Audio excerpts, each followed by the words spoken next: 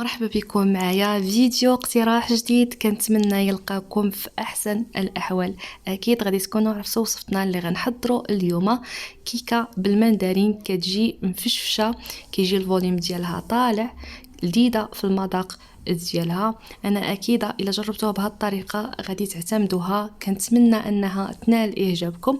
الا عجبتكم ما تبخلوش عليا بلايك الفيديو، والا كنتوا اول مره كتزوروا القناه فعلوا زر الجرس، هكا غادي توصلوا ديما بالجديد. هانتوما ها هو الشكل ديالها من الداخل، صراحه كتستحق انكم تجربوها.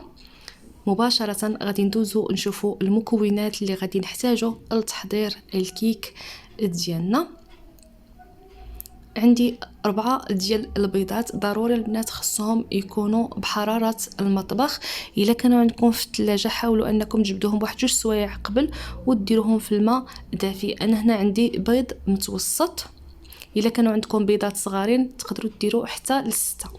هنا عندي كاس ديال العنبه ديال العصير ديال المندرين. هنا عندي ليزيس ديال المندرين كيعطيوها واحد المذاق اللي زوين. هنا عندي 100 غرام ديال الزيت، 100 غرام ديال سنيده، وعندي 300 غرام ديال دقيق خاص بالحلويات، وعندي هنا عندي 18 غرام ديال الخميره الكيميائيه.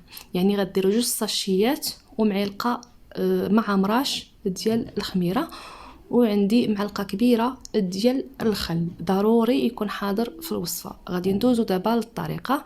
هنا غادي ناخذوا البيض. بالنسبه للبيض ضروري خصو يكون بحراره المطبخ باش تعطيكم الفوليوم الكيك ديالكم. الا كان بارد الكيكه ما كتطلعش وكتفش فاش كنطيبوها. هنا غادي نبداو بواحد السرعه اللي تكون منخفضه.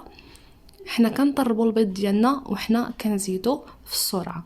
بالنسبه للسنيده ما كنزيدوهاش دفعه واحده، كنزيدوها بالتدريج كما كتلاحظوا معايا، وكنبقاو نطربوا حتى كتذوب. بهذه الطريقه هذه كتضمنوا ان السكر ما يبقى لكمش لتحت حاصل وما كيذوبش. في هذه المرحله هذه غادي نزيد الزيت بحال اللي كنطلعوا المايونيز. ما غاديش ديروه حتى هو دفعه واحده. ها نتوما غادي نبقاو نطلعوه بشويه بشويه حتى غادي تولي لنا اللون ديال الخليط ديالنا ابيض. ها نتوما بحال اللي كنطلعوا المايونيز. كنزيدوه بشويه البنات، ضروري. هاد الطريقه هذه راها غادي تحصلوا لواحد الكيكه اللي تبارك الله كتجي طالعه بزاف. هنا زدت لي زيت ديال التشين، وغادي نزيد العصير ديال التشين دفعه واحده. والصراحه كيجي المذاق ديالها البنات زوين بزاف. جربوها بهذه الطريقه هذه وردوا عليا. المهم هنا من بعد ما خلطت حتى كيخرجوا لي هاد الفقاعات هادو صافي كنوقف وغادي نزيدوا الطحين. بالنسبه للطحين عبروه بكاس العنبه، ديروا 3 ديال الكيسان يكونوا ممسوحين ديال الدقيق خاص بالحلويات. هنا غادي نزيد الخميره الكيميائيه، راني زدت حتى ديك 2 غرام، وغادي نحاولوا نخلطوهم بهذه الطريقه دي باش ما يطرناش الطحين. بلا ما ديروا الفويل اليدوي غير كملوا بالباطوخ ديالكم بهذه الطريقه هذه حتى غادي يدخل الطحين. عاد غادي نبداو نخلطوهم بدرجه اللي تكون منخفضه حتى غادي ينسجم لنا الخليط وغادي تصبح لا تيكستور ديالو كما كتشوفوا معايا. في هذه المرحله الاخيره غادي نزيد ديك المعلقه ديال الخل، يعني كنزيدوها حتى الاخر. ها نتوما وغادي نحاول ندمجو مع باقي المكونات. في هذه المرحله هذه من بعد ما تخلط لي الخل مع المكونات الاخرين، لا تيكستور ديال الخليط ديالي كتكون على هذا الشكل هذا، كتكون ماشي خفيفه ماشي ثقيله. تبعوا غير العبارات اللي عطيتكم. هنا غادي ناخذ المول اللي ديجا انا دهنته بالزبده والطحين ودرتو البنات واحد 4 ساعات في الثلاجه. عاد غادي نضيفوا الخليط ديالنا، وضروري تهزوا يديكم الفوق باش الا كان هكا شي هو كيخرج. ها نتوما انا مطلعه يدي راها طالعه الفوق، وكنخوي الخليط ديالي بهذا الشكل هذا. المهم هنا بقى لي غير واحد شويه، غادي نحاول ناخذ السباتيل وغادي نضيفو بهذا الشكل هذا. بالنسبه للمول اي حاجه متوفره عندكم تقدروا ديروه فيها.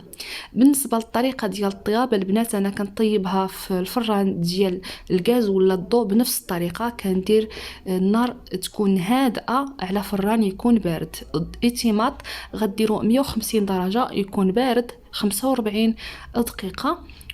ومن بعد فاش طيب معاكم غادي تشعلوها من الفوق. هنا من بعد ما خرجتها من البنات من الفران وخليتها بردات، تبارك الله جات طالعه وجات محمره. هنا غادي نقلبها باش تشوفوا الشكل ديالها كي كتجي. راه نفس الطريقه تقدروا ديروها كاع في لي كيك اللي كطيبوهم البنات. هاد الطريقه اللي عطيتكم راه هي باش كنحضر لي كيك كاملين اللي كنصاوب في داري. المهم هذا هو الشكل ديال الكيكه ديالنا. الصراحه كتجي الفوليوم ديالها طالع، وكاع الكيكات اللي الصراحه كنحضرهم هكا للعائله ولا كنديهم معايا لشي بلاصه تبارك الله كيجي الفوليوم ديالهم طالع بزاف. بهاد لي زاستيس اللي شاركت معكم وديما كيسولوني على الطريقه، كنقول لهم هاد الطريقه هذه. كيقولوا لي حنا كنسخنوا الفران قبل عاد كنديروا الكيكه، كنقول لهم ديروا كيكه في الفران يكون بارد. وبالنسبه للطريقه انا راني شرحتها لكم في الفيديو بالتدريج. دابا غادي نوريكم الكيكه ديالنا من بعد ما بردات. تشوفوا الشكل ديالها ما شاء الله كي كتجي من الداخل، كتجي مجعبه البنات وكتجي هشيشه. هانتوما كما كتشوفوا معايا ما كتجيش قاصحه، كتجي رطبه وكيجي هانتوما مهويه من الداخل. انا اكيده الا جربتوها الطريقه هذه ديما غتبقاو تعتمدوها. الصراحه كتستحق انكم تجربوها.